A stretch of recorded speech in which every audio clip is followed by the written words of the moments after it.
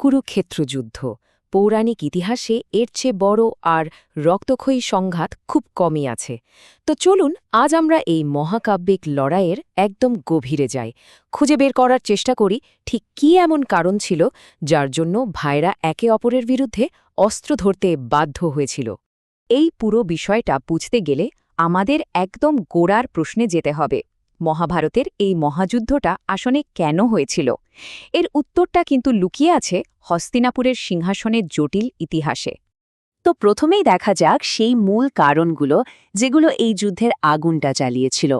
এটা কিন্তু শুধু ক্ষমতার লড়াই ছিল না, এর সাথে জড়িয়ে ছিল সম্মান, অধিকার আর প্রতিশোধের মতো অনেক কিছু। সবকিছুর মূলে যদি কিছু থেকে থাকে তো সেটা হলো হস্তিনাপুরের সিংহাসন। দুই জ্ঞাতি ভাইয়ের মধ্যে উত্তরাধিকার নিয়ে যে বিরোধ শুরু হয়েছিল সেটাই শেষ পর্যন্ত এক ভয়াবহ গৃহযুদ্ধের রূপ নেয়। তাহলে প্রশ্ন হল, কারা ছিল এই দুই পক্ষ? দেখুন, একদিকে ছিল পাণ্ডবেরা, জন্মসূত্র অনুযায়ী যারা সিংহাসনের আসল হকদার, আর ঠিক তার উল্টো দিকে ছিল তাদেরই জ্ঞাতি ভাই কৌরবেরা, যারা যে কোনো মূল্যে ছলনার মাধ্যমে পাণ্ডবদের সেই অধিকার কেড়ে নিতে চেয়েছিল। রাজনৈতিক দ্বন্দ্ব যখন ব্যক্তিগত অপমানের পর্যায়ে চলে যায় তখন পরিস্থিতি কিন্তু আরও ঘোলাটে হয়ে ওঠে। এখানেও তাই হয়েছিল। ভরা সভায় দুর্যোধনের আদেশে দ্রৌপদীর সেই প্রকাশ্য অপমান, ওই ঘটনাটা যেন আগুনে ঘি ঢালার মতো কাজ করেছিল। এটা ছিল সম্মানের ওপর এক চরম আঘাত, যা যুদ্ধকে একরকম অনিবার্য করে তোলে। কিন্তু মজার ব্যাপার হলো, এই যুদ্ধটা শুধু সিংহাসন বা প্রতিশোধের জন্য ছিল না, এর একটা আরও বড় উদ্দেশ্য ছিল। বলা হয় এই লড়াইটা ছিল ধর্ম রক্ষা আর ন্যায় প্রতিষ্ঠার জন্য। আর তাই তো স্বয়ং ভগবান শ্রীকৃষ্ণ অর্জুনের সারথি হিসেবে ন্যায়ের পক্ষে দাঁড়িয়েছিলেন। আচ্ছা, কেন যুদ্ধ হয়েছিল তা তো বোঝা গেল। চলুন এবার কোথায় হয়েছিল সেই দিকে নজর ফেরানো যাক। এই পৌরাণিক যুদ্ধটা কিন্তু একটা বাস্তব জায়গায় হয়েছিল, যা আজও খুব গুরুত্বপূর্ণ একটা স্থান। কুরুক্ষেত্র নামটা শুনলেই কেমন গায়ে কাঁটা দেয়, তাই না?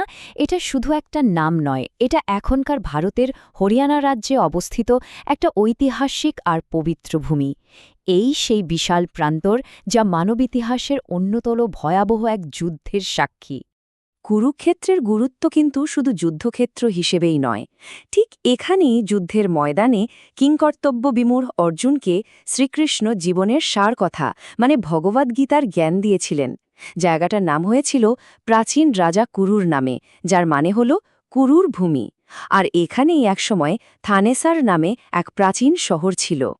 এবার আসা যাক সময়কালের কথায়। এত বিশাল, এত বিধ্বংসী একটা যুদ্ধ কতদিন ধরে চলেছিল বলে মনে হয়? উত্তরটা জানলে কিন্তু অনেকেই বেশ অবাক হবেন। বিশেষ করা হয় যে এই যুদ্ধ শুরু হয়েছিল আনুমানিক ৩৩৩৮ খ্রিস্টপূর্বাব্দে। আমাদের ভারতীয় মাস অনুযায়ী তখন ছিল আশ্বিন বা কার্তিক মাস, মানে এখনকার ক্যালেন্ডারে ধরুন অক্টোবর বা নভেম্বর মাস নাগাদ। মাত্র ১৮, শুধু একটা সংখ্যা। হ্যাঁ, ঠিক তাই। এই যে এত বড়, এত ভয়ঙ্কর আর রক্তক্ষয়ী একটা যুদ্ধ, যেখানে লক্ষ লক্ষ যোদ্ধা নিজেদের প্রাণ দিয়েছে, সেই যুদ্ধটা চলেছিল মাত্র ১৮ দিন। ভাবা যায় এত অল্প সময়ে যে কি পরিমাণ ধ্বংসলীলা ঘটেছিল তা ইতিহাসের এক কালো অধ্যায় হয়ে আছে। যুদ্ধের সমাপ্তি মানেই কিন্তু গল্পে শেষ নয়, বরং সেখান থেকেই শুরু হয় আসল হিসেব নিকেশ। চলুন দেখি এই যুদ্ধের পর কি হয়েছিল আর বিজয়ীদের এই জয়ের জন্য কতটা বিশাল মূল্য চোকাতে হয়েছিল।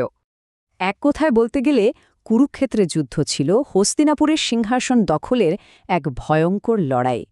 পাণ্ডবেরা শেষ পর্যন্ত জিতেছিল, এটা ঠিক, কিন্তু সেই জয়ের জন্য তাদের যে অপূরণীয় ক্ষতি স্বীকার করতে হয়েছিল তার কোনো তুলনা হয় না। এই যুদ্ধে দুই তরফেই এমন সব মহাবীরদের পতন হয়েছিল যাদের নাম শুনলে আজও সবাই শ্রদ্ধায় মাথা নত করে। পিতামহ ভীষ্ম, গুরু দ্রোণাচার্য, মহাবীর কর্ণ, এমনকি অর্জুনের বীর পুত্র অভিমন্যু, এমন কিংবদন্তীদের মৃত্যু এই যুদ্ধের ভয়াবহতাকে চোখে আঙুল দিয়ে দেখিয়ে দেয়। আর সব কিছু শেষে একটা প্রশ্ন কিন্তু থেকেই যায়, আচ্ছা, ন্যায় আর ধর্ম প্রতিষ্ঠার জন্য এত বড় একটা ধ্বংসযজ্ঞ, লক্ষ লক্ষ প্রাণের বলিদান, এসব কি সত্যিই দরকার ছিল? এই প্রশ্নটা কিন্তু আজও আমাদের ভাবায়। আর হয়তো এটাই কুরুক্ষেত্র যুদ্ধের সবচেয়ে বড় শিক্ষা।